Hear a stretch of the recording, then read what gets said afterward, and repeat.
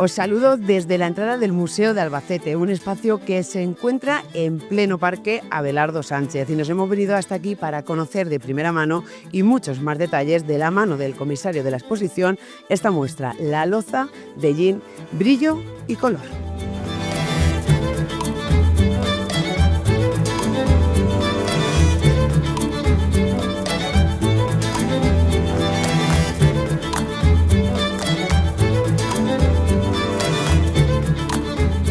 Ya estamos dentro del Museo de Albacete y estamos con Pascual Clemente, comisario de esta exposición, La Loza de Yin, Brillo y Color. Muy buenas y muchísimas gracias por recibirnos. Buenos días, gracias a vosotros por venir. Efectivamente, esta exposición, La Loza de Yin, Brillo y Color, se inauguró el pasado 10 de marzo en el Museo de Albacete y se va a poder visitar hasta el 14 de septiembre. Esta muestra presenta la historia de la producción cerámica esmaltada de los alfares de Yin desde el siglo XVI hasta el siglo XIX, dentro del panorama cerámico español. Se exhiben un total de 110 piezas, más un torno de alfarero completo. Esas 110 piezas de cerámica esmaltada han sido prestadas por un total de 22 prestadores, entre ellos hay 10 instituciones museísticas, algunas de carácter nacional, como el Museo Arqueológico Nacional de Madrid, el Museo Nacional de Artes Decorativas también de Madrid, o el Museo Nacional de Cerámica González Martí de Valencia. Pero también tenemos instituciones museísticas que son de titularidad municipal, como vuestro museo, el Museo de la Semana Santa de Yin, que nos ha prestado dos magníficas piezas que luego veremos, e incluso también instituciones eclesiásticas, como el Santuario de Rosario de Yin o el Convento de las Clarisas de Yin, que nos ha prestado dos magníficas piezas, entre ellas una fuente y una zafa, que luego veremos a continuación. Esta exposición se divide en 5 ámbitos, en 5 capítulos, y se hace un recorrido, como digo, por esa importante producción cerámica esmaltada que hubo en Yin desde mediados del siglo XVI hasta finales del siglo XIX, principios del siglo XX, en que desaparece. La exposición arranca con una magnífica pieza, como podemos ver, que es una zafa. Si te parece bien, vamos caminando. Vamos a ir viendo. Eso es, porque también, bueno, la zafa, pero también decíamos, ¿no?, ese símbolo que tenemos, que es lo que representa esta exposición, que tiene un significado, ¿no?, por eso su elección. Efectivamente, en el cartel de la exposición hemos utilizado una torre y esa torre está sacada de esta magnífica zafa que podemos ver aquí. Es una zafa del Museo de Albacete que fue comprada hace 2 años por el Ministerio de Cultura. Es una zafa de finales del siglo XVIII y aparece el nombre de la propietaria. En la parte superior podemos ver que dice: soy de mi señora doña Josefa Encomendador. Por lo tanto, nos está diciendo que es una pieza de encargo. Bien, la propietaria Josefa Encomendador encargaría esa pieza a un obrador de Yin, o bien su marido o algún familiar la encargaría para regalársela. ¿Qué es una zafa? ¿Para qué servía una zafa? Pues bueno, la zafa era una pieza para el aseo personal. Esta pieza la llenaría de agua todos los días Josefa Encomendador y se asearía. Es una pieza de la loza bicolor. Loza bicolor porque utiliza dos óxidos metálicos. Por una parte, el óxido de cobalto, como podemos ver, que da el azul, y el óxido de hierro, que da ese color ocre anaranjado. Pues bien, ese motivo principal, que es la torre, es la marca, ese es el motivo que hemos utilizado no solamente para el cartel de la exposición, sino también para la marca de agua de cada uno de los vinilos. Es una pieza magnífica. El motivo principal es esa torre, como podemos ver, con esos sillares, y como motivos secundarios aparecen esos ramilletes de flores que lo que hacen es guarnecer a la pieza. Como os estaba diciendo, la primera parte de la exposición está dedicada a Ellín y sus alfares. Bien, Ellín fue una villa del sureste peninsular que perteneció al Reino de Murcia hasta el año 1833. A partir de ese año, Ellín pasa a formar parte de la recién creada provincia de Albacete, llevada a cabo por Javier de Burgos con la nueva división territorial de España. Ellín, como digo, perteneció al Reino de Murcia. Ese Reino de Murcia comprendía un vasto territorio de los actuales territorios de la comunidad autónoma de la región de Murcia. Todo el sur de la provincia de Albacete pertenecía al Reino de Murcia, y también un gran número de poblaciones de la provincia de Alicante y de la provincia de Jaén. Y a nivel eclesiástico, Hellín pertenecía a la diócesis de Cartagena hasta el año 1949, que pasa a formar parte de la provincia de Albacete. ¿Por qué digo esto? Porque como veremos a lo largo de la exposición, todos los conventos, y digo todos, tanto masculinos y femeninos de ese antiguo territorio de la diócesis de Cartagena, todos consumieron lozas de Hellín pues para los diferentes quehaceres diarios de la comunidad. Es decir, había platos para refectorio del convento, lo que conocemos, lo que sería el comedor. Habría también fuentes para la provisoría, para la despensa, para la enfermería, para lavar los purificadores. Es decir, los alfares de Hellín fueron un centro importantísimo de cerámica decorada que autoabastecieron todas las poblaciones del Reino de Murcia. ¿Y por qué lo sabemos eso? Pues gracias a la investigación que se ha hecho en los últimos años y gracias a las excavaciones arqueológicas, sabemos que Hellín, bueno, pues en el siglo XVIII, nada menos que en el año 1764, Hellín tenía 8.000 habitantes y producía al año nada menos que 500.000 de piezas. Es una cantidad de piezas grandísima. Esa cantidad de piezas, 500.000 de piezas, no era para el autoconsumo, para los habitantes de Hellín, para esos 8.000 habitantes, no, era para distribuirla por todas las poblaciones del Reino de Murcia y también bien llegaba a otras poblaciones del Reino de Valencia y de Toledo. Y como digo, todo eso lo sabemos gracias a las investigaciones y a las excavaciones arqueológicas que se han hecho.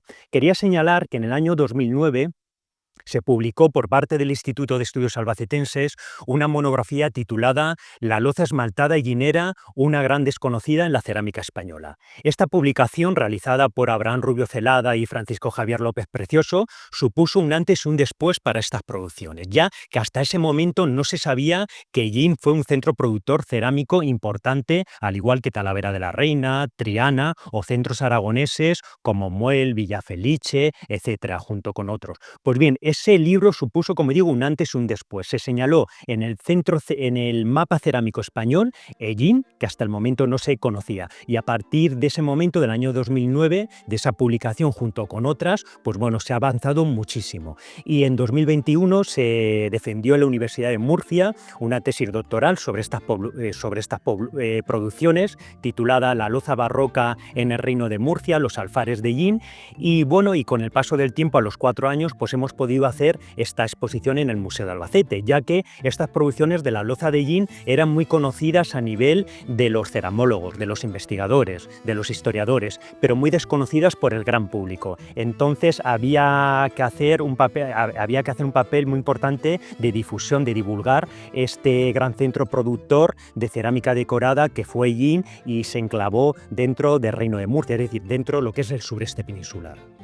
¿Ha sido muy costoso recopilar tantas piezas únicas como tenemos aquí en el museo? Claro, este trabajo viene ya desde el año 2009, que Abraham Rubio y Francisco Javier López Precioso publican ese libro y culmina, como digo, con esa tesis doctoral que se realizó en el 2021. Bueno, la realicé, pues bueno, la persona que les habla en estos momentos en la Universidad de Murcia, y entonces en todos estos años pues se han aparecido nuevas piezas, no solamente en museos, sino también en colecciones particulares. Es decir, este conjunto de 110 piezas no se hace en un año, sino requiere muchísimo tiempo, Y hemos traído las mejores 110 piezas de cerámica esmaltada. Es como si el Museo del Prado realizara una exposición de Velázquez y llevara los mejores Velázquez, pues aquí los habitantes de Hellín pueden ver las mejores 110 piezas que se conservan a fecha de hoy de la cerámica esmaltada de Hellín.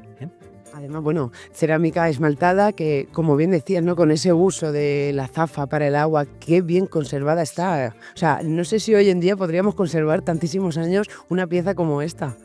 Claro, pues no, yo creo que no, porque ahora vivimos una vida de usar y tirar y, por ejemplo, la zafa que decías del Museo Albacete con la torre es una pieza lañada. En su momento, pues bueno, esa pieza se fracturó y se lañó para repararla. Pero tenemos piezas tan interesantes como esta fuente que nos la ha prestado la colección Godia de Barcelona. Es una pieza tricolor porque se utilizan 3 colores. El manganeso para perfilar la cierva, como vemos el pelaje, que se utiliza el manganeso. Luego está también el óxido de cobalto para el azul y el óxido de hierro para el naranja. Es de la serie decorativa Hojas de Lecho y Flores de 4 pétalos. ¿Por qué la llamamos así? Porque esos motivos se representan en el ala de la fuente y es una pieza del pleno barroco, de las plenas de la época dorada de los alfares de Yin, del siglo XVIII. Es una pieza muy decorada. Y a continuación pues podemos ver una fuente que nos la ha prestado el Museo Arqueológico Nacional. Es una pieza soberbia,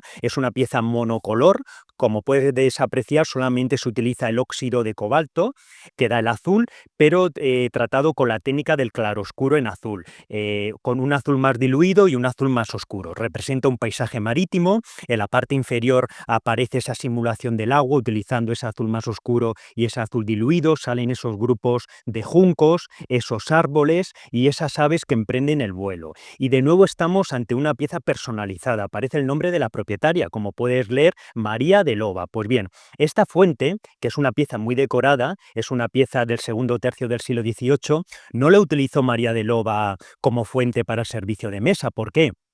Porque es una pieza muy decorativa. Es una pieza, ella lo utilizó como una pieza de representación, de aparato. ¿Qué significa eso? Pues como podemos observar, la parte superior, en el ala, aparece un agujero. Ese agujero sería para ser colgada en alguna de las zonas de la vivienda donde ella residía, o bien para ser colocada en algún aparador. Es decir, una pieza para ser vista, ¿eh?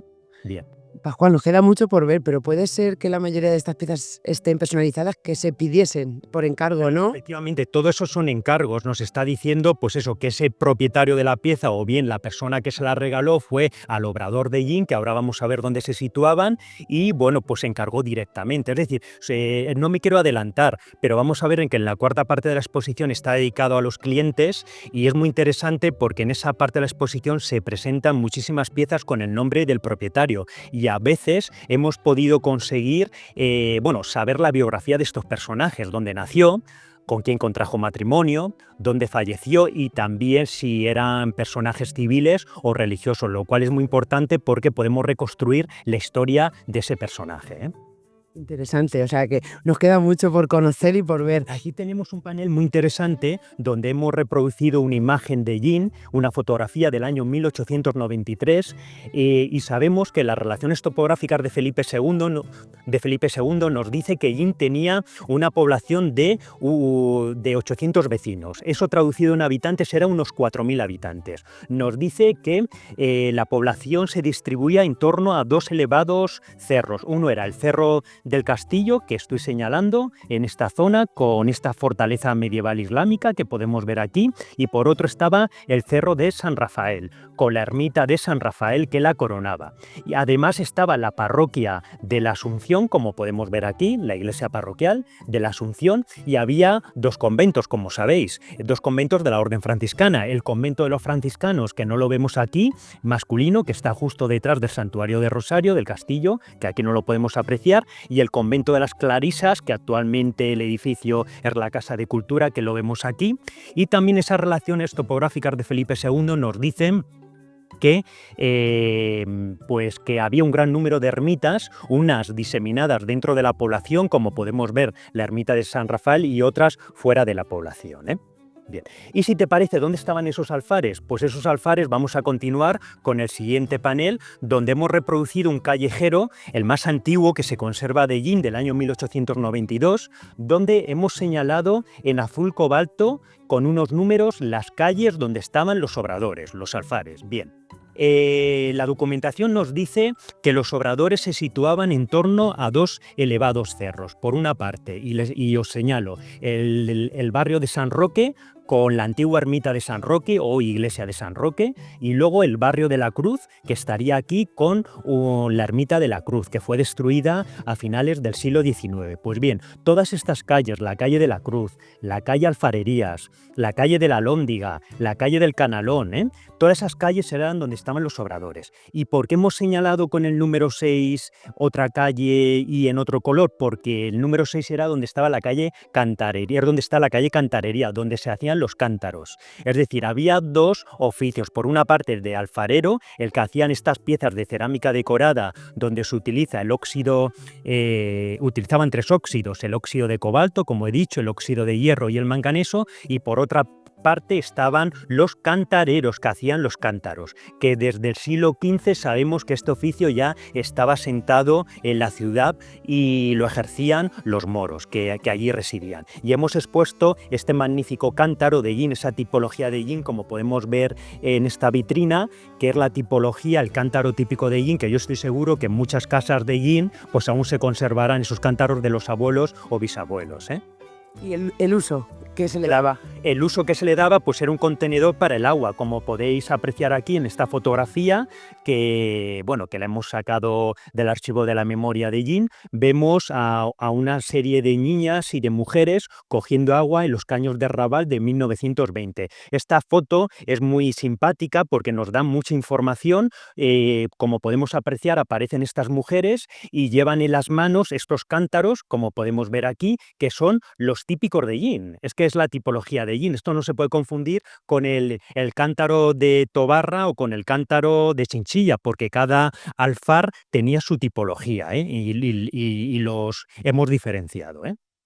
Vale.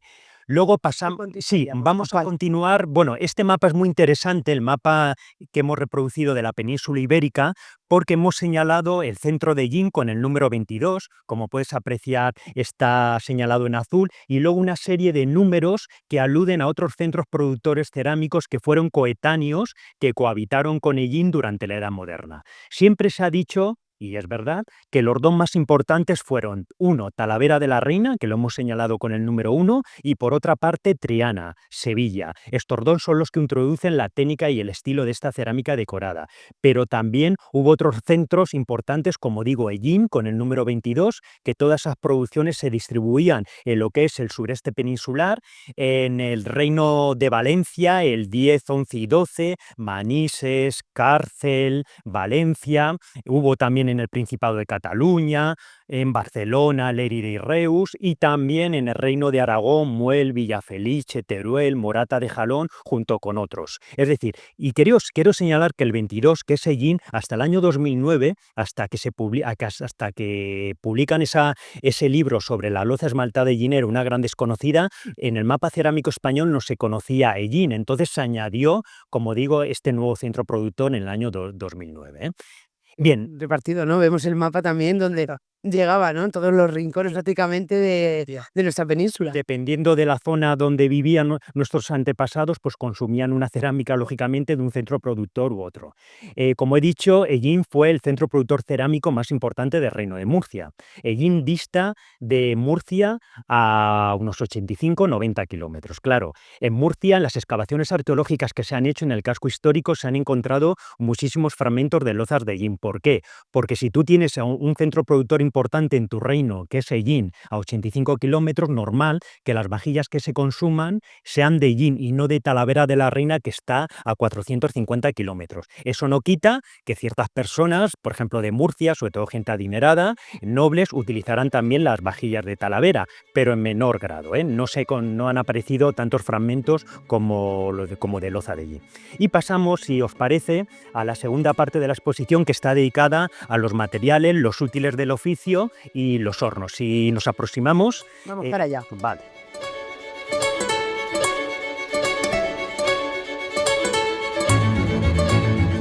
La segunda parte de la exposición está dedicada, como podemos ver, a los materiales, los útiles del oficio y los hornos. En esta primera vitrina está dedicada al barro. ¿Por qué? El material imprescindible para hacer estas piezas era el barro. Gracias a los documentos antiguos, aquí hemos reproducido uno del año 1768 del Archivo Histórico Provincial de Albacete. Es un contrato para arrendar unos terrenos para extraer el barro. Nos dicen que el barro se extraía en torno a dos parajes de Ellín. Uno, el Pago de los Barreros, y el Partido de la Baraja. Luego esos documentos nos dicen cómo se extraía el barro. Es decir, iba allí el alfarero con picos y picolas, extraía el barro, lo echaba en estas espuertas de esparto, como podemos apreciar aquí, y luego esas espuertas de esparto las llevaba desde el lugar de extracción, desde las canteras hasta las caballerías. Y en las caballerías, en los serones, arrojaba esa arcilla.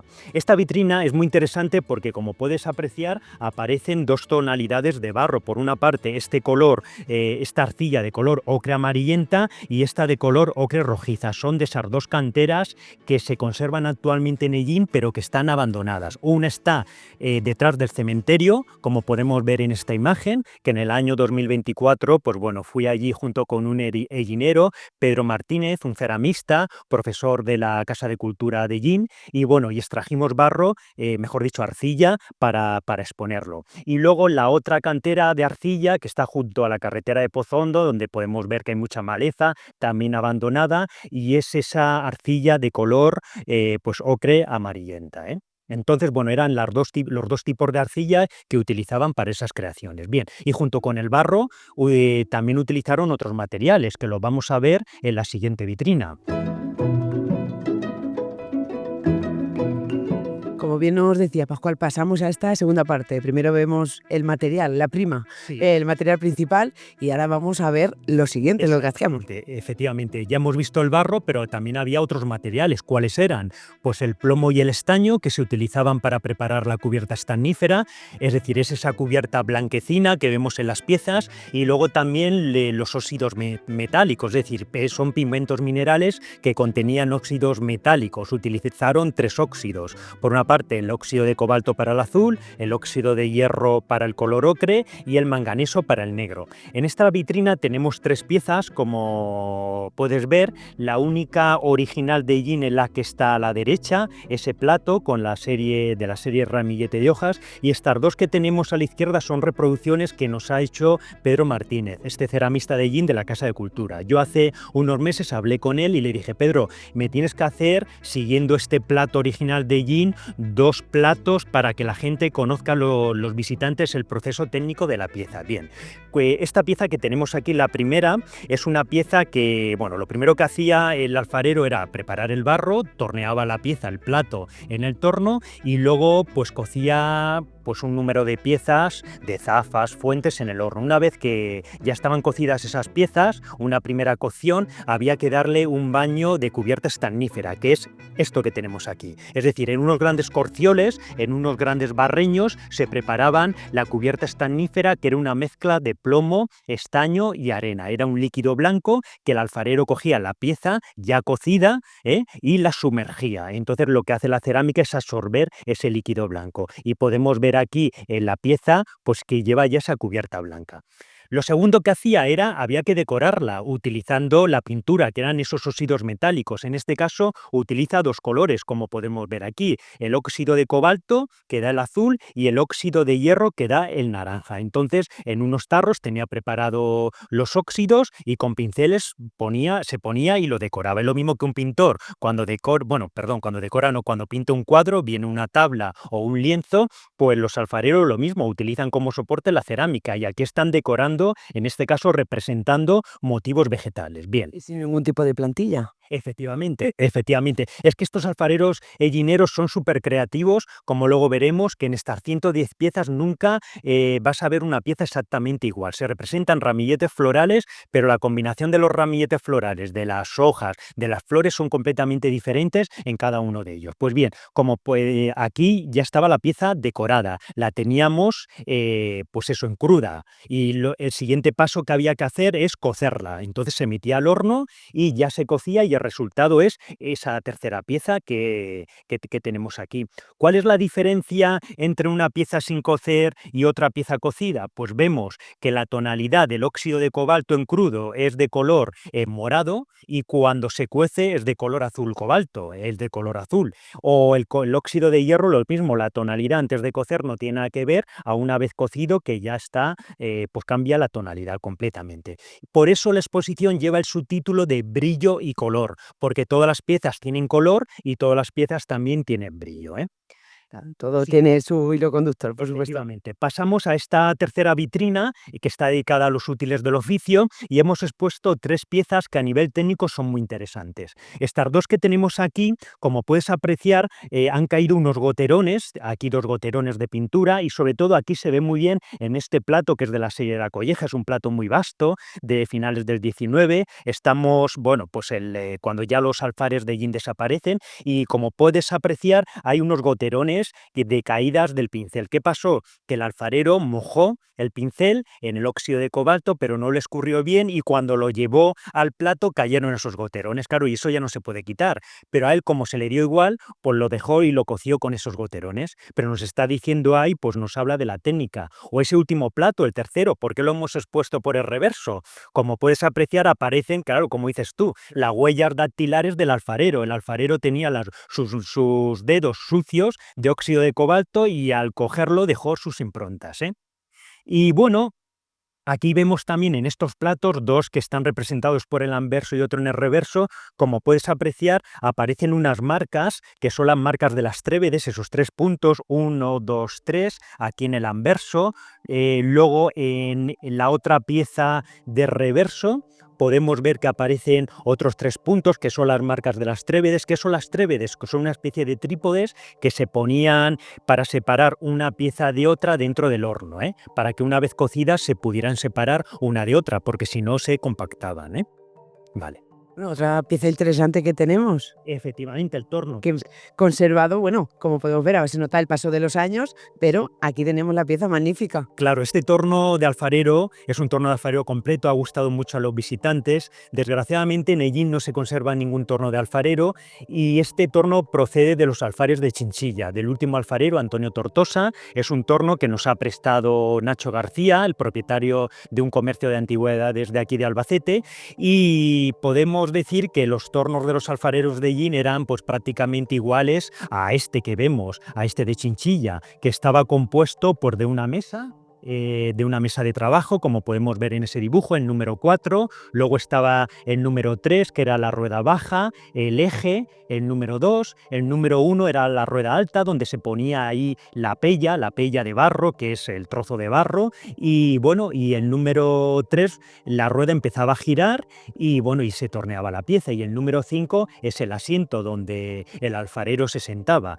y tanto el frente como los laterales estaban tapados pues eso, de ladrillos de barro cocido. Aquí vemos que el torno, bueno, está desprovisto de ese frente y de esos laterales, pues lógicamente no se conservan, y hemos hecho esta estructura de madera, y gracias a esta estructura de madera podemos ver cada una de las partes del torno, Eso ha sido una pieza pues que ha llamado mucho a los visitantes, y sobre todo, como podéis ver, aparecen los restos del barro, que se han fijado tanto en la mesa, como podemos apreciar aquí, o en la misma rueda. En la misma rueda se ve, hay una película de barro de unos 4 milímetros aproximadamente, Es una pieza fantástica, como digo, el único torno de alfarero completo que se conserva de la provincia de Albacete, y de los pocos que se conservan también en todo el territorio de Castilla-La Mancha. Y además, mira, me acabo de fijar, Pascual, también donde estaba sentado. Claro, ahí se nota, ¿no? Que no caía tanto el barro. Exactamente, no caía tanto el barro, y el desgaste de las piernas y todo, efectivamente, ahí se ve muy bien, como podemos ver aquí. Pues eso, todo el desgaste, y está muy limado. Y como telón de fondo tenemos esta magnífica pieza, esta magnífica fotografía que nos la ha prestado un señor de Hellín, la hemos reproducido, y es el alfarero Miguel Ruiz Carreño de Hellín, conocido con el apodo como Bambulle, y es del año 1987. Aquí el Ayuntamiento de Hellín hizo una escuela taller de alfarería, uno de los cursos era alfarería, y este señor, el alfarero Bambulle, pues enseñó el oficio de alfarero, y algunos hellineros sé que se formaron en este oficio, Bueno, pues vamos a continuar por esta muestra.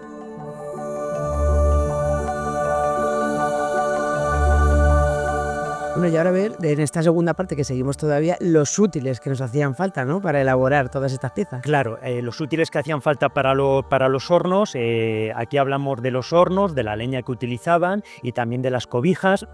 Excavaciones, desgraciadamente, en el casco histórico de Hellín se han hecho muy pocas. Hace unos años se excavó un posible horno que se documentó.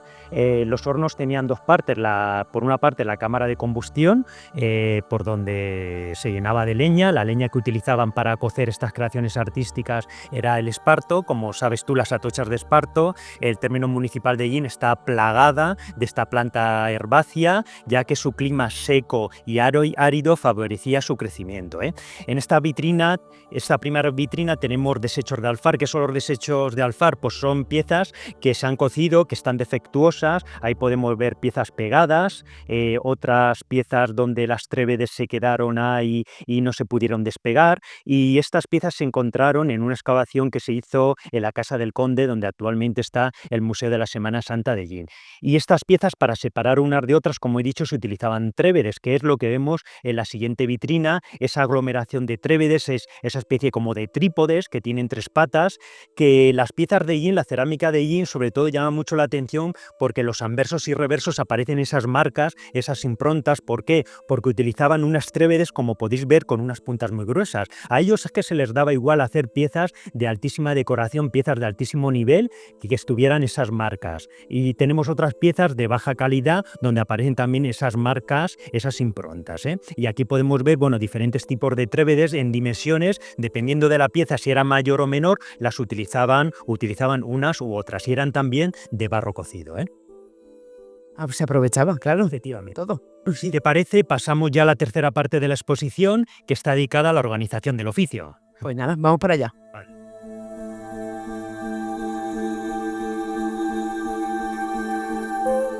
Pues entramos a la tercera parte de la exposición, que, como puedes ver, está dedicada a la organización del oficio. El oficio de alfarero, al igual que otros, se organizaba jerárquicamente con las figuras del aprendiz, el oficial y el maestro. Aquella persona que quería aprender el oficio, pues se firmaban lo que se conocen como las escrituras de aprendizaje. Era un contrato notarial donde aparecían, por una parte, el alfarero, el maestro alfarero, y también el representante de ese aprendiz. Se iba al notario y se firmaban, como digo, esas escrituras de aprendizaje, donde se señalaba que el maestro alfarero pues debía enseñar al aprendiz desde cómo extraer el barro, cómo prepararlo, cómo preparar también los óxidos metálicos, el plomo y el estaño, cómo tornear las piezas desde zafas, escudillas, fuentes, platos. También se dice que el maestro alfarero le tenía que dar 2 hatos, uno para el trabajo diario y otro para las fiestas. Él le tenía que dar de comer y beber, pero no le tenía que pagar. Todo eso, como digo, se recoge en estos contratos de aprendizaje, que son documentos muy interesantes, como podemos ver en este panel, en esta tabla. Gracias a estas escrituras de aprendizaje, pues sabemos que en el siglo XVII, por ejemplo, Benito Padilla, que era de Llín, era menor de edad, se formó con el alfarero Felipe Lozano en el año 1649 y tardó en aprender el oficio 4 años. Gracias a estas escrituras de aprendizaje sabemos que tardaban para aprender el oficio un mínimo de 3 años y medio y un máximo de 9 años. ¿Y qué pasaba? Cuando terminaban el periodo de aprendizaje, pasaban a oficial. Y después de oficial, si querían poner su obrador, su alfar, pues tenían que hacer un examen para ser maestros, se tenían que examinar. Gracias a los documentos notariales de Llín que se conservan en el Archivo Histórico Provincial de Albacete, bueno, pues hemos podido hacer los árboles genealógicos de muchas familias de alfareros, por ejemplo, de Padilla, el apellido Padilla. Tenemos a un tal Juan Padilla, de finales del siglo XVI, que fue cantarero y tejero. Pues bien, este señor se casó 2 veces y se bifurcó su familia, y tenemos documentado todos los alfareros de esas 2 familias, ¿eh? Luego también otros alfareros como Hernando de Zaragoza, también el apellido Lozano, y quería señalar que las mujeres también podían dedicarse al oficio de alfarero. Tenemos en el siglo XVII, en el año 1661, como puedes ver, a doña María Fernández Montesino. Pues bien, cuando enviuda de su marido, un maestro alfarero, Felipe Lozano, ella se queda frente al taller y lo regenta el taller con un oficial al frente. Pero tenemos también el nombre, en este caso, de una maestra alfarera del siglo XVIII, a Juana Padilla. Es decir, los Padilla fueron, como he dicho antes, una familia muy importante de alfareros. Pues bien, Juana Padilla fue una maestra alfarera muy importante, muy destacada de allí. Y luego, bueno, ¿y qué piezas hacían estos maestros alfareros? Pues en esta vitrina tenemos una soberbia zafa, también otra pieza personalizada. Como puedes apreciar, pone: soy de mi señora doña Antonia Pérez. Es una pieza monocolor, donde solamente se utiliza el azul cobalto, pero con la técnica del claroscuro en azul, como decía antes. Un azul más diluido y un azul más oscuro. Se representa un ramillete floral sobre esa copa o florero, donde se combinan esas diferentes flores, como podemos ver, y a lo mejor alguien me podrá decir: bueno, ¿y cómo sabes tú que esto es loza de Yin y no es loza de Talavera? Porque esos ramilletes de flores que vemos de hojas romboidales en la parte superior, tanto a la izquierda como a la derecha, esas hojas romboidales solamente se hacían en el Yin, no en otro sitio, y esas flores con esos pétalos redondeados, esa forma de pintarlas, también son de Yin. Estamos ante una pieza del último tercio del siglo XVIII, de la época dorada de estos alfares. Es una pieza de unos 55 centímetros de diámetro, es decir, es una pieza muy grande. Imagínate, pues aquí doña Antonia Pérez, pues todos los días la utilizaría para asearse, ¿eh? Y es una pieza lañada, lo que decíamos antes, que las piezas no se tiraban.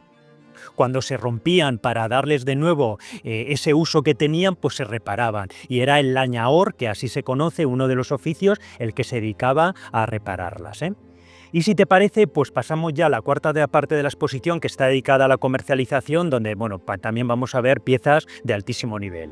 Vamos para allá.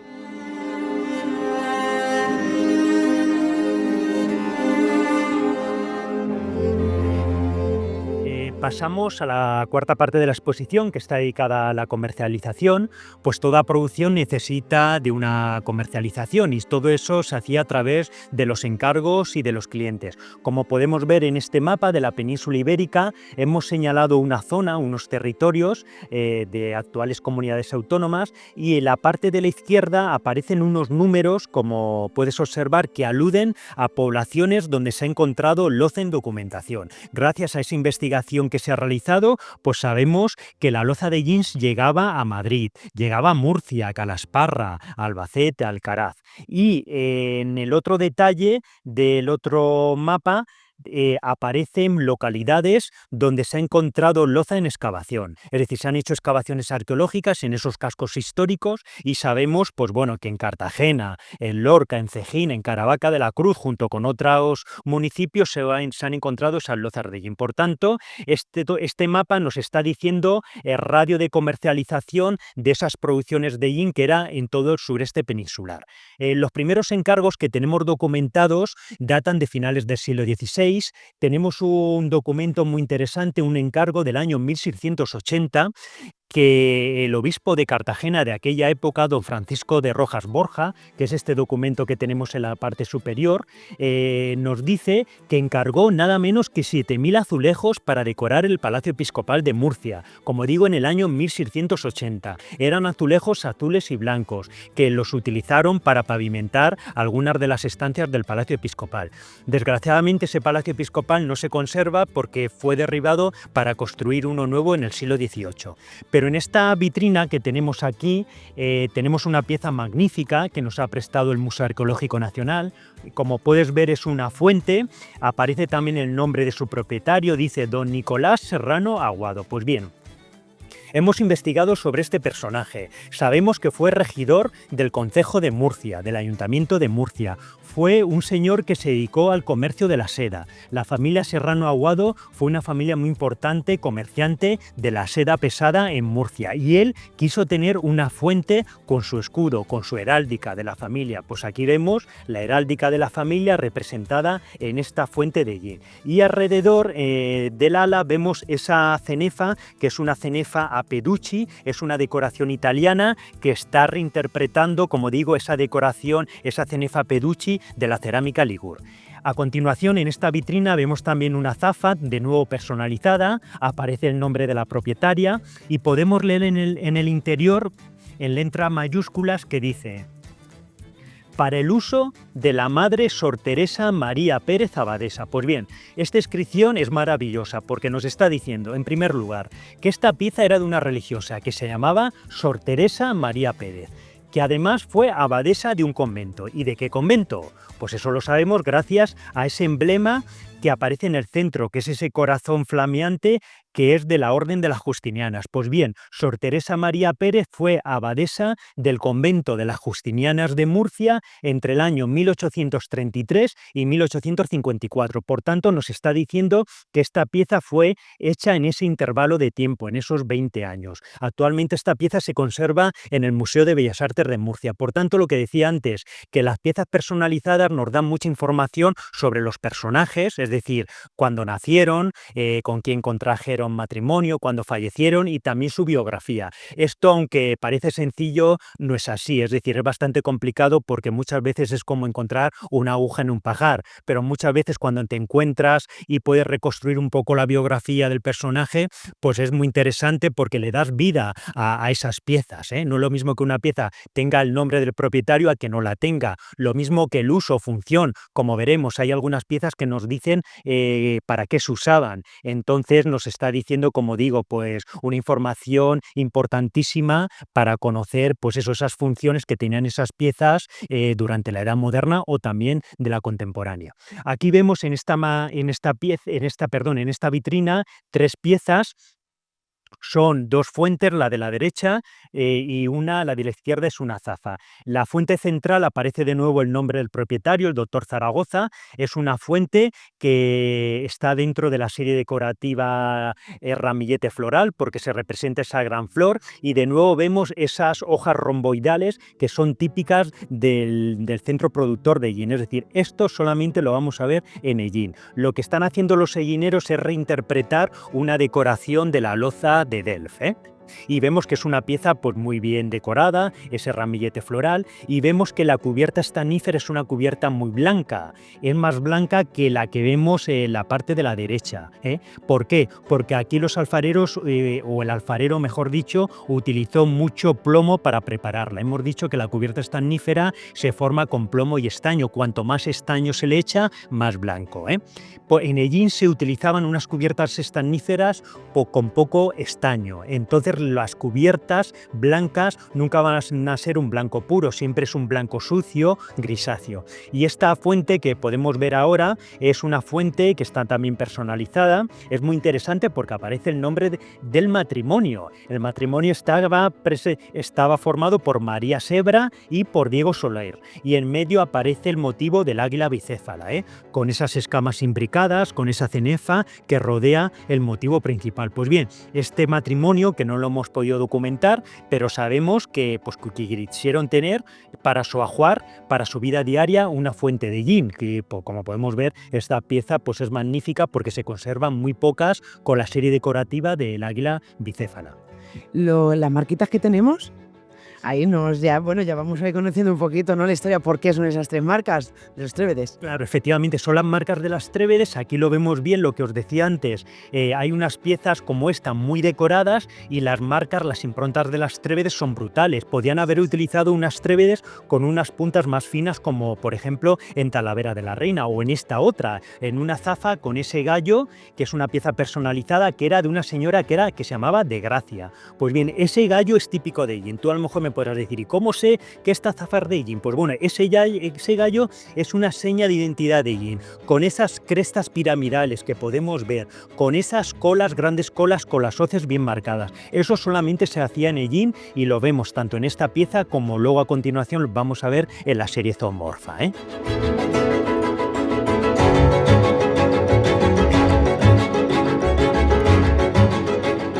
Bien, entre esos clientes pues estaban las cofradías, como por ejemplo la cofradía de nuestro Padre Jesús Nazareno de Murcia. Sabemos que para el paso de la Última Cena que ejecuta Salcillo en el año 1761, es decir, Salcillo, como sabes, el gran escultor murciano, que en Hellín, pues había obra de Salcillo. En el convento de franciscanos de Hellín estaba la Inmaculada, que se destruyó en la guerra. Pero bueno, volviendo a la exposición, para este paso de la Última Cena de Francisco Salcillo sabemos recordemos que en el año 1761 se encargó una vajilla de yin para decorar el paso. Es decir, solamente esa vajilla funcionó 20 años, porque con el traqueteo del paso se fracturaron las piezas y se sustituyeron por las de plata, como podemos ver aquí. Pues nos podemos imaginar, o nos tenemos que imaginar, que esa mesa de la última cena habría platos para cada uno de los apóstoles, junto con Jesús. En medio habría esas grandes fuentes de lozas de yin, bicolores y tricolores,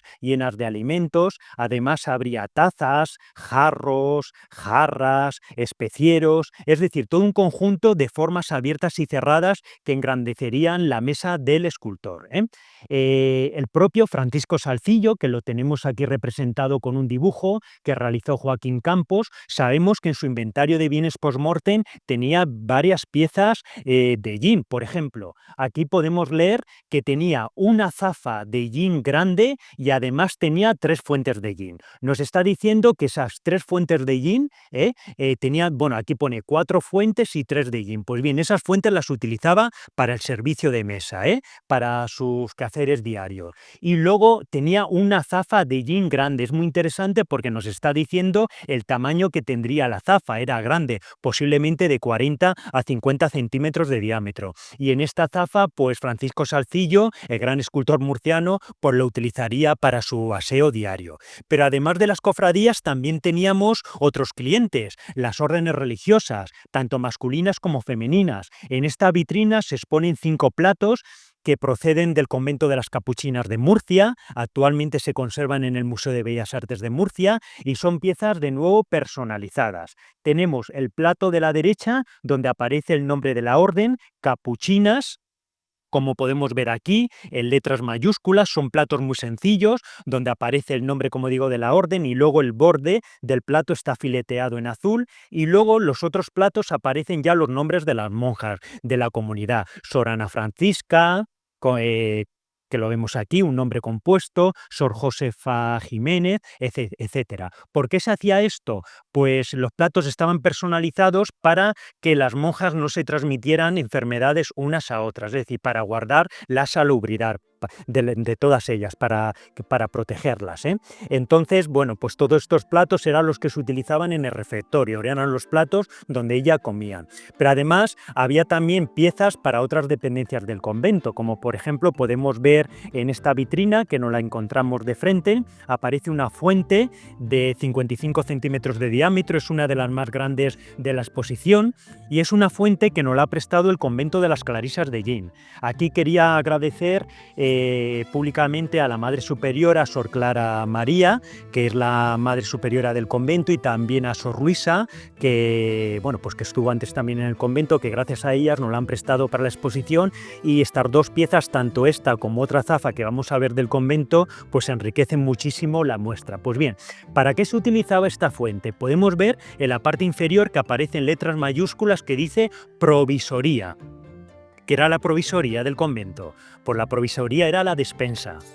Al cargo de la provisoría estaba la provisora, que era un cargo del oficio de la comunidad. Pues bien, esa monja, la provisora, como el nombre indica, era la que habituallaba los alimentos, la que guardaba los alimentos en la despensa, en la provisoría, para que las monjas religiosas, las religiosas, comieran. Pues bien, en esta fuente que nos han prestado de 55 centímetros de diámetro, decorada con ese ramillete floral y con toda esa decoración de escamas imbricadas que vemos en el ala y de hojas de lecho, pues bien, esta fuente contendría las frutas y verduras que diariamente la comunidad consumía.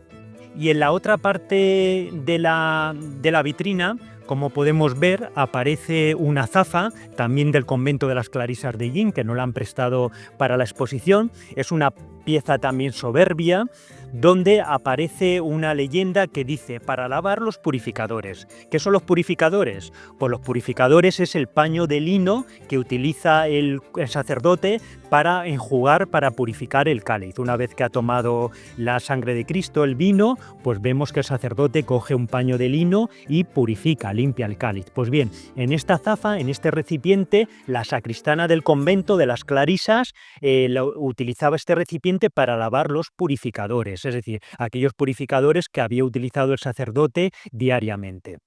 Según nos contó Sor Luisa María, nos dijo que la primera agua, al estar considerada sagrada, la echaban a una tinaja y ya la de los enjuagues la echaban ya al huerto. Es decir, son piezas maravillosas, son piezas con escrituras expuestas, son piezas que nos dan muchísima información sobre el uso y función que tuvieran, porque si esta azafa no llevara esa inscripción para lavar los purificadores, pues no sabríamos exactamente para qué se utilizó. Y como puedes ver, en el centro aparece esa custodia portátil, ese ostensorio, y luego pues acompañado con esos dos candeleros, tanto en la parte de la izquierda como en la derecha. Y todo ello se sostiene sobre esa mesa de altar donde aparecen esas hojas en reserva.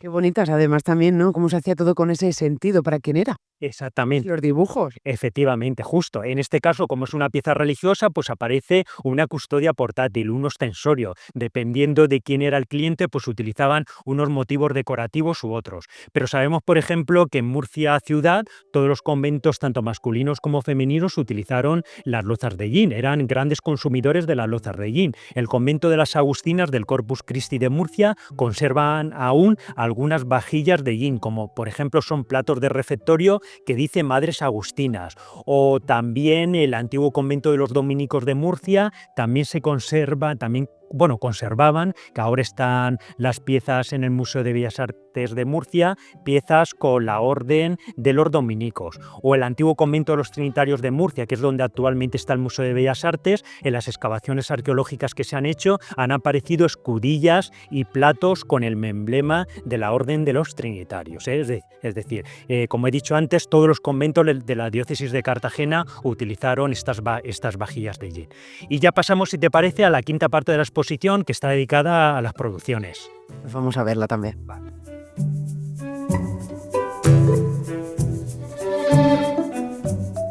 Bien, pues pasamos a la quinta parte de la exposición, que está dedicada a las producciones. Como hemos dicho, los alfares de yin, además de producir vajillas de mesa, todo ese tipo de piezas, tanto formas cerradas como abiertas, también hacían piezas para el aseo personal, las bacías, las zafas, también piezas para usos farmacéuticos, botes de farmacia, horzas de farmacia y además cerámica aplicada a la arquitectura, como luego veremos en la última parte de la exposición, que eran azulejería destinadas para pavimentos, paneles devocionales, etcétera. Bien, en esta parte de las producciones hemos agrupado las piezas, como podemos ver en esta vitrina, en primer lugar en loza blanca. Loza blanca son piezas que solamente llevan la cubierta estanífera, como puedes ver, esa cubierta de color blanco sucio, grisácea, y no llevan ninguna decoración de óxidos metálicos. Aquí están expuestas de tal forma que ves que aparece una escudilla, una trébede, escudilla, trébede, así es como se cargaban los hornos. Ahí vemos muy bien la función que tenían las trébedes, que eran separar las piezas unas de otras, para que una vez cocidas se pudieran quitar y que no se pegaran. Luego pasamos a la loza bicolor, donde en una serie de vitrinas pues aparecen las piezas agrupadas por motivos decorativos. En la loza bicolor hemos dicho que se utilizan dos óxidos metálicos, el óxido de cobalto, que da el azul, y el óxido de hierro, que da el ocre. Pues bien, esta vitrina está dedicada a la serie Ramillete Floral. Aparecen unas decoraciones florales. A ver, te voy a hacer una pregunta. De estas 4 piezas que ves en la vitrina, si tuvieras que elegir una, ¿cuál sería? ¿Cuál es la que más te gusta o cuál es la que más te ha llamado la atención? A ver, me llamaría más la atención el plato. ¿Por qué? Porque aquí vemos ya una evolución, ¿no? Esos colores, ya no en la forma circular, ya vemos que hay esos, no relieves, sino esos picos, ¿no? Que la hacen diferente a la pieza. Y bueno, y la parte de abajo, ¿no? Ese ramillete que lo hemos visto antes solo en azul y ahora ya lo vemos incorporado el color. Efectivamente, ese plato es muy singular, es una pieza que nos ha prestado el Museo Arqueológico de Murcia, es el único plato que conocemos a fecha de hoy con ese borde mistilíneo, es una pieza donde en el centro se representa ese ramillete floral y esas flores con esos pétalos redondeados y esos sépalos es típico de yin. Eso solamente nos lo vamos a encontrar en las producciones eguineras. Y como muy bien me indicabas, esa cenefa a peducci, que está formada por trapecios y triángulos, es una cenefa que está reinterpretando la cenefa peducci de la cerámica Ligur, que la veíamos anteriormente en otra pieza. ¿Por qué? Porque los los alfareros sellineros pues tuvieron que conocer posiblemente alguna cerámica ligur que tuvieron en sus manos y la reinterpretaron en sus decoraciones, ¿eh? Sabemos que en Hellín vivieron genoveses y sobre todo en Murcia en los siglos XVII y XVIII hubo muchas familias de genoveses afincados en Murcia ciudad. Estos genoveses se dedicaban al comercio de la seda pesada, compraban la seda, la sacaban por el puerto de Cartagena y la llevaban a Liguria, y luego esos barcos venían cargados de cerámica ligur. Se llevaba a Murcia y eso lo sabemos gracias a las excavaciones arqueológicas que se han hecho en el casco histórico de Hellín. Por ejemplo, en la calle Platerías, en la década de los 90 del pasado siglo se hicieron excavaciones y aparecieron muchísimos fragmentos de cerámica ligur. Y yo estoy casi seguro pues, que los alfareros de Llineros tuvieron que conocer la cerámica ligur y reinterpretaron esas decoraciones en algunas de sus piezas. Y si te parece, vamos a pasar a una vitrina. Bueno, como puedes ver, hay un gran número de vitrinas con series decorativas diferentes. No nos vamos a parar en todas ellas. Yo aquí invito a todos los sellineros a que vengan y que conozcan estas producciones de Hellín, que fueron identitarias de su territorio, donde durante 350 años los hombres y mujeres de Hellín se dedicaron al oficio del barro. Y en esta vitrina tenemos una única pieza, es una pieza muy singular, es la única pieza que conocemos donde se representa una mujer, una representación femenina. Y vemos que aparece una señora que va tocada, de las manos salen esos ramilletes de hojas, también de la falda, y es una mujer que está en actitud de danzar, como de bailar. No sabemos a fecha de hoy qué puede representar. Posiblemente represente alguna danza, algún baile de algún pueblo del Reino de Murcia. Al igual que en Iso, en la pedanía de Hellín, se lleva a cabo efectivamente la fiesta de los danzantes. Pues posiblemente esta mujer sea también una danzante de algún pueblo del Reino de Murcia. Vemos que se representa con un corpiño ajustado, con los senos marcados, lleva una cruz patada y luego, para darle volumen a la blusa, en la parte inferior se maciza en azul cobalto, como podemos ver, y en la parte superior aparecen esos flecos. Es, como digo, una pieza muy singular. Podemos ver que el motivo principal, esa mujer lo encierra en esos dobles círculos concéntricos, y en el ala aparece toda esa decoración vegetal formada de hojas de helechos, esos medios círculos concéntricos y también esas flores que están decoradas en azul cobalto y en ocre. Y si te parece, vamos aquí justo enfrente tenemos dos vitrinas independientes donde se representan, donde están expuestas dos benditeras con la cruz de Caravaca tan importante para el Reino de Murcia, el símbolo de protección de todos los males. Pues esta cruz de Caravaca se ponía a las benditeras. Las benditeras, la función que tenían era pues para colocar el agua bendita en ese pocillo. Vemos que aparece representada la cruz de Caravaca. Aparecen esas columnas salomónicas, esas dobles columnas salomónicas donde cuelgan esos racimos de uva, simbolizando pues eso, la sangre de Cristo. Y bueno, pues es una pieza muy singular del Museo Arqueológico Nacional del siglo XVIII que nos ha prestado para esta exposición. Y me quiero detener en la otra benditera que tenemos a la derecha, que es una pieza que nos ha prestado el Santuario de Rosario de Hellín. Es decir, esta pieza se puede ver en esa pequeña sala que hay junto a la capilla mayor del santuario. Es una pieza también, una benditera del siglo XVIII con la cruz de Caravaca. Aquí vemos que ya no aparecen esas columnas salomónicas, sino esos fustes lisos que están decorados con esos rombos, tanto en azul cobalto como en ocre. Nos tenemos que imaginar que los alfares de Hellín hicieron cantidad de piezas de benditeras, pues para todo el Reino de Murcia, unas con la cruz de Caravaca y otra con otros motivos decorativos. Pero aquí estas dos que están expuestas en la exposición son de altísima calidad. Y también quería agradecer a la Cofradía del Santuario de Rosario de Hellín, pues por haber prestado no solamente esta pieza, sino también otros azulejos que luego vamos a ver. Gracias a ellos, estas piezas la han podido ver muchísimos visitantes que han pasado ya por esta exposición. Bueno, y Pascual, también vamos notando, ¿no?, durante esos años cómo va evolucionando, ¿no?, la loza llinera, cómo se va haciendo más fina, los motivos, cómo se intenta también, ¿no?, más el relieve, hacerla más destacada todavía. Claro, efectivamente, en el siglo XVII se utilizaban 3 colores, lo que conocemos como la loza tricolor, que lo vamos a ver ahora, era el óxido de manganeso, el cobalto y el azul. Luego ya en el siglo XVIII se quedan en 2 colores, el cobalto y el hierro, y luego ya sobre todo en el siglo XIX es más el azul. Y vemos que, bueno, que los motivos decorativos, dependiendo de una época, pues cambian completamente. Por ejemplo, vemos que la serie zoomorfa, la de los animales, sí está más presente a finales del XVIII, principios del XIX, que en el siglo XVII. Es decir, las piezas nos van hablando y nos van transmitiendo muchísima información. Y pasamos en esta vitrina que está dedicada a la serie decorativa zoomorfa, donde se representan una serie de animales pintados en azul cobalto y ocre. Bien, después de haber visto la loza bicolor, pasamos a la loza tricolor, que hemos expuesto 4 piezas. Son piezas que se hicieron en el siglo XVII, como por ejemplo esa benditera que actualmente se conserva en el Museo del Greco, con esa cruz de Caravaca. Y en esta vitrina vemos 3 magníficas piezas. La del centro es una fuente que dice soy de Andrés de Avellaneda.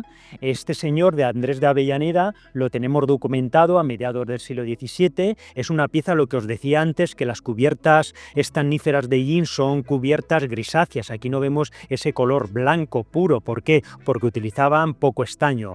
Luego tenemos, bueno, pues también expuesta una salvilla que nos la ha prestado el Museo Nacional de Artes Decorativas, que es esta pieza que tenemos a la derecha, donde aparece el nombre del propietario. En este caso era un religioso, Fray Pedro Rodríguez. Y bueno, pues son piezas exuberantes de esas producciones de Yin del siglo XVII.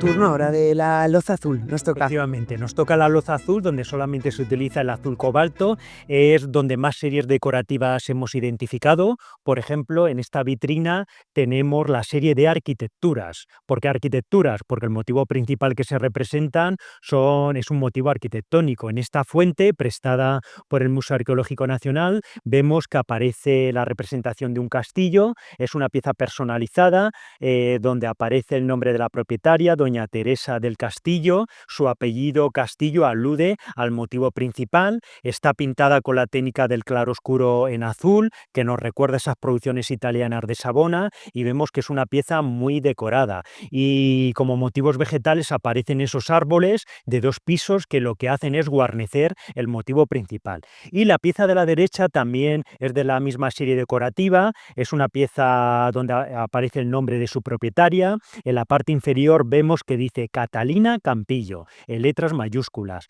Se representa pues una especie de lago, de océano, con ese barco, esos peces que vemos. El motivo principal es esa especie de castillo, donde aparecen esas aves posadas en las torres, y como motivos secundarios, esos árboles de 2 y 3 pisos que guarnecen el motivo principal. Y para crear esas profundidades utilizan, bueno, pues esos celajes de nubes que le da, pues bueno, un cierto toque a todo el conjunto.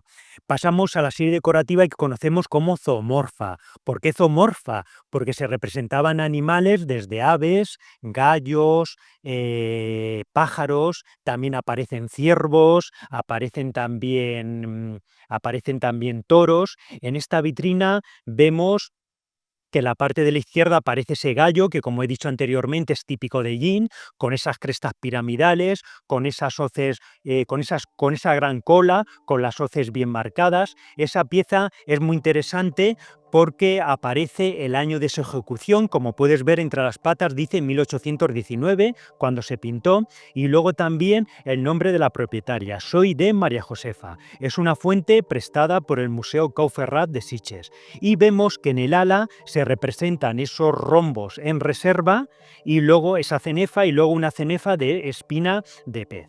Y aquí hago una pregunta: ¿qué se pintó primero? ¿Los motivos secundarios del ala o el motivo principal del gallo? Pues bien, fue el motivo principal. efectivamente el gallo. Ahí, esa parte sobre todo. Claro, lo vemos en esa parte como señalas, la cola, vemos que la parte de la cola invade lo que es el ala de la fuente. Entonces, ¿cómo lo resolvió el alfarero? Empezó haciendo una cenefa de rombos en reserva, luego llegó a la espina de pez y claro, en ese trozo, como no le cabía ni los rombos en reserva ni la espina de pez, dijo, bueno, pues no pasa nada, esto yo lo resuelvo con esas medias circunferencias. No se solucionaba. Exactamente, eran súper creativos estos alfareros de Yin. Y luego vemos, bueno, pues en estas otras dos piezas, en estas dos fuentes donde se representan las aves, aquí un ave, este pájaro con las alas esplayadas, son pájaros típicos de Yin porque siempre portan en los picos esos ramilletes de flores, como podemos ver.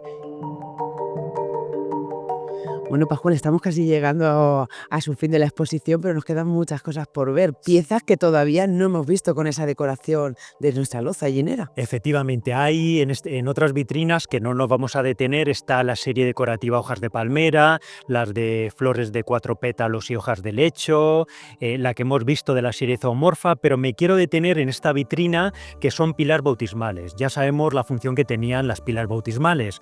Aquí tenemos dos piezas, la de la izquierda procede del santuario del Cristo del Saúco de Peñas de San Pedro, es una pila bautismal porque nos lo dice, en la parte interior dice pila bautismal del Sabuco, nos está diciendo la función que tenía esa pieza, pila bautismal y la procedencia del santuario del Cristo del Saúco.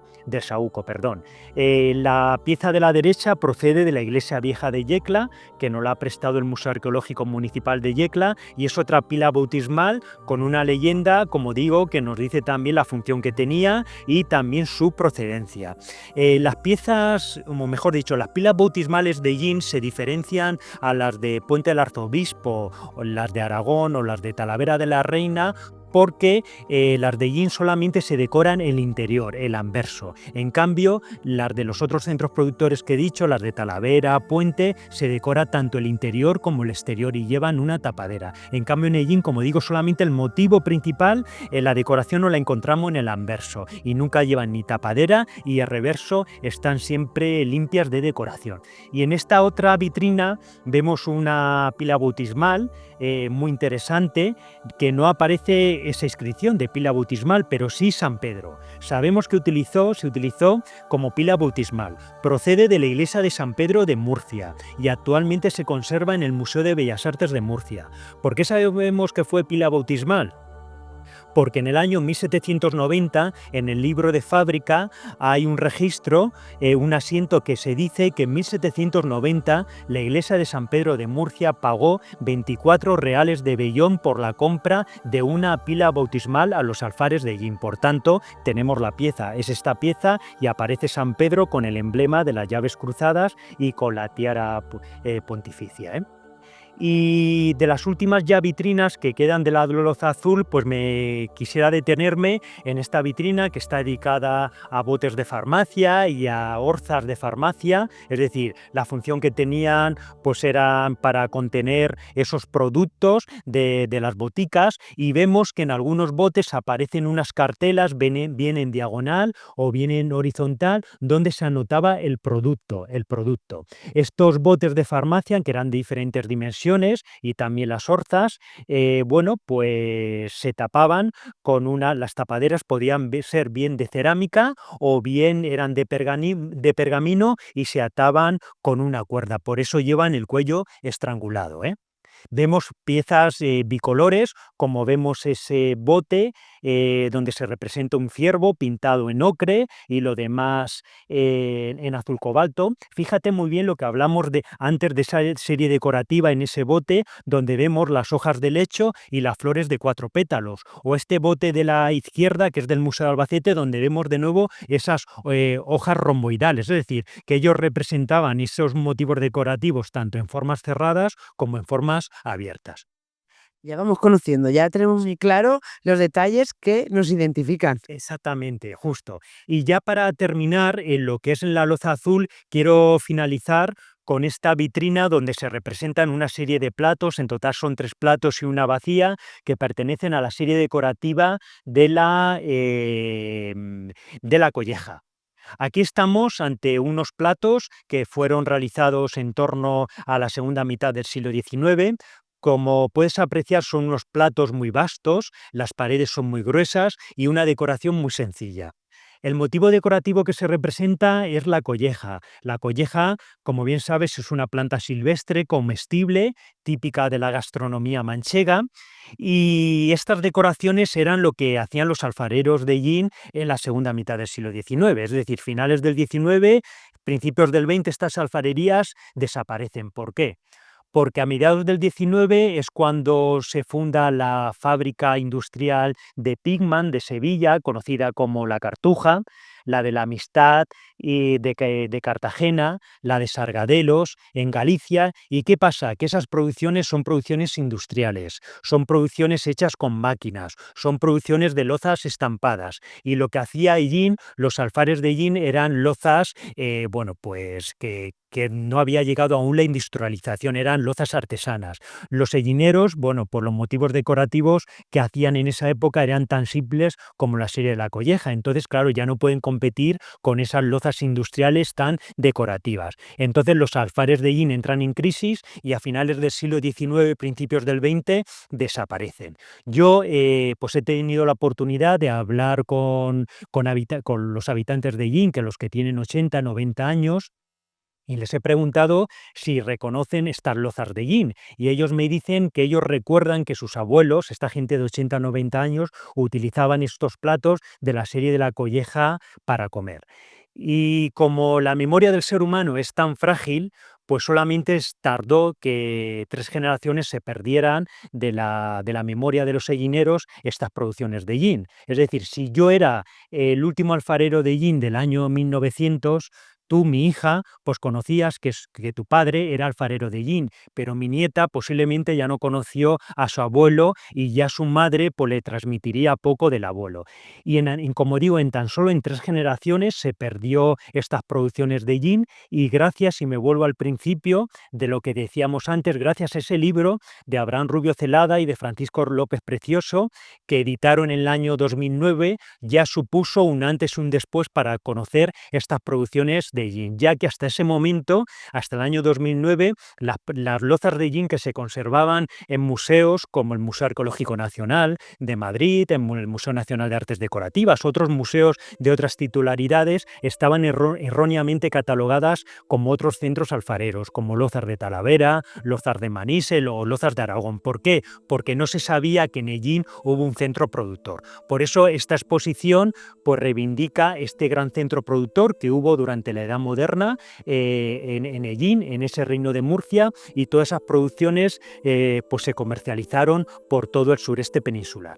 Y ya para terminar, me gustaría que fuéramos a ver ya un pequeño espacio que hemos dedicado a la cerámica aplicada a la arquitectura, y que nos fijemos muy bien en el suelo que vamos a pisar, que es una reproducción de azulejos que hemos hecho en un vinilo pisable de un pavimento de azulejos de mediados del siglo XVIII, bicolores. Pues vamos a ver.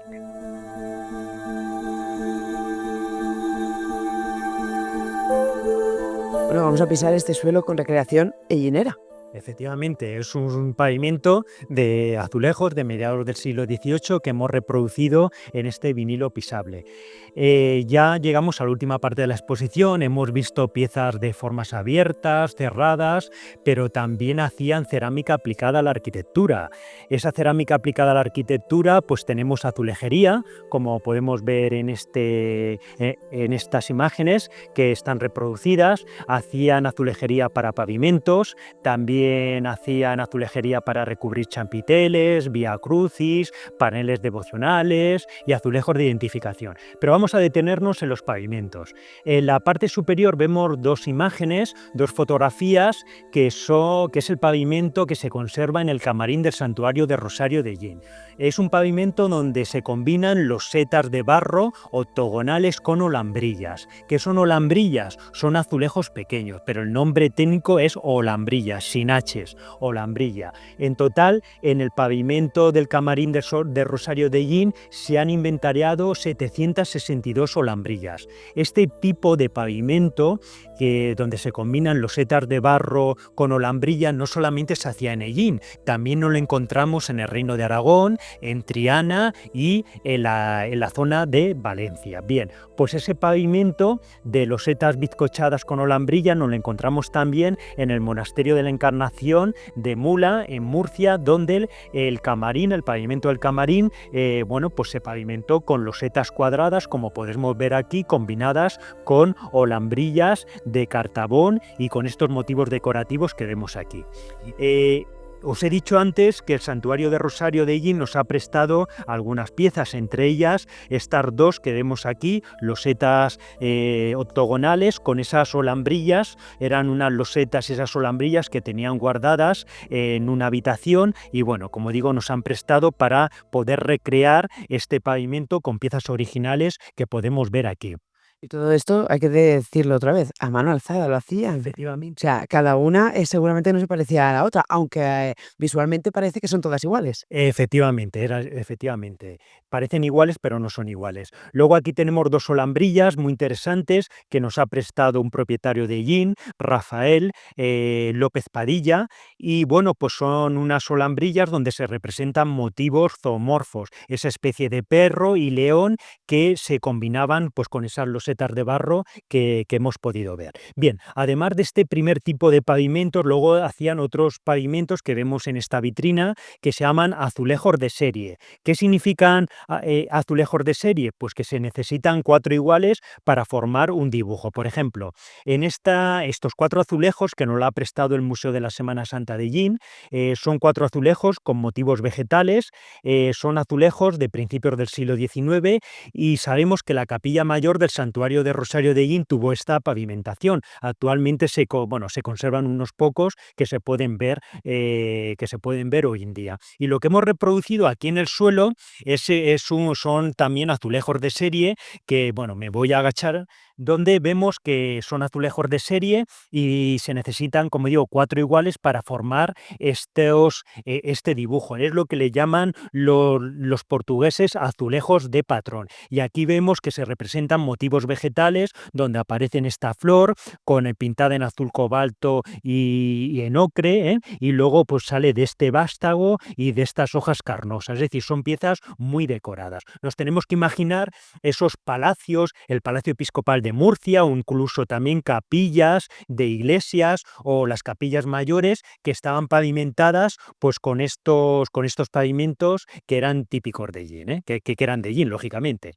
Luego, quería también señalar que aquí hemos puesto una imagen de San Rafael, el panel de San Rafael, que se conserva en el Museo Cañamón de Ellín, y bueno, pues es un panel muy interesante donde se representa la figura de San Rafael y en la parte inferior, bueno, aparecen unos azulejos de identificación que es el Cerro de San Rafael. Originalmente este azulejo estaba en ese barrio de San Rafael, como podemos ver aquí. Luego este azulejo aún se conserva in situ en la calle de las Monjas en Ellín, donde nos dice cómo se llama esa calle que se conserva en el casco urbano, y aquí hemos expuesto un azulejo de identificación de la calle mayor de abajo que procede de Cejín, porque sabemos que el Ayuntamiento de Ellín en el siglo XIX encargó alrededor de 70 azulejos para cada una de las calles de Cejín, y también los números de viviendas, el número 15, el número 20, etcétera. Bien, y junto con los azulejos para pavimentos y para otros usos, hicieron también placas funerarias como esta que tenemos aquí, este fragmento de placa de lápida funeraria, la que tenemos en la izquierda, o placas devocionales con la cruz de Caravaca. Y además de esas placas, pues también hicieron tejas como las que revisten la capilla mayor de la iglesia de Santa María del Salvador de Chinchilla de Montaragón. Sabemos que en el año 1777 encargaron 1.500 tejas azules, que son las que actualmente se conservan. Vale, pues vamos a continuar caminando sobre este pavimento de azulejos del siglo XVIII y vamos a llegar a la última pieza que ya cierra la exposición. Si esta muestra la abrimos con esa magnífica zafa del Museo de Albacete, con esa arquitectura, con esa torre, que como he dicho ha sido la marca de la exposición, la cerramos con esta soberbia cruz de azulejos que nos la ha prestado el Museo de la Semana Santa de Ellín. Es una cruz que originalmente estuvo en una fachada de una vivienda de la calle Vílloras, en Ellín, y hace unos años la donaron al Museo de la Semana Santa de Ellín. Es una cruz polícroma. Es una cruz con el borde dentado, como podemos ver aquí. Está decorada pues, con esas flores en reserva que vemos en el travesaño y en el mástil central, y luego aparecen enmarcadas con esos rombos pintados en ocre. Y en la parte inferior aparece pues bueno, el Monte Gólgota, la representación del Monte Gólgota en ese azulejo, donde podemos leer una leyenda en latín que dice Memento mori en nunquam peccabis, año de 1721, unas tibias cruzadas y una calavera, que esa leyenda nos dice que recuerda que vas a morir y nunca pecarás. Como digo, es una pieza magnífica, es una de las pocas cruces polícromas que se conservan de los alfares de Ellín y que nos ha prestado el Museo de la Semana Santa de Ellín, y que cierra esta exposición temporal, este paseo que hemos hecho por esos 350 años de los alfares de Ellín. Bueno, pues Pascual, llegados a este momento, simplemente me toca darte las gracias, muchísimas gracias. He sido una mera espectadora de tus palabras, de todos esos conocimientos que nos llevan, que nos hacen viajar a toda nuestra historia. Espero que puedan disfrutar todos los que nos estáis viendo in situ, venir, porque te vas a empapar de nuestra historia y vamos a conocer todos esos detalles, como bien nos contaba Pascual. Además, también él estará por aquí para daros todos esas pautas y esos conocimientos que queramos empaparnos más de ellos. Además, ya nos recordaba que hasta el 14 de septiembre va a estar la muestra. Es un planazo de verano, o sea que aquí está el Museo de Albacete abierto con nuestra loza de Ellín expuesta. Muchísimas gracias. Pues nada, gracias a todos vosotros, sobre todo a vosotros, a la televisión de Ellín, por estar aquí presente. Os lo agradezco enormemente porque estuvisteis el primer día de la inauguración, el 10 de marzo, que cubristeis ese magnífico día, y también por estar hoy aquí y porque hemos hecho este recorrido pues para dar a conocer estas producciones tan importantes que hubo en Ellín durante la Edad Moderna y parte de la contemporánea. Muchísimas gracias y esperemos que todos nuestros ciudadanos pues se acerquen por aquí y puedan disfrutar como nosotros lo hemos hecho. Muchísimas gracias. A ti, gracias.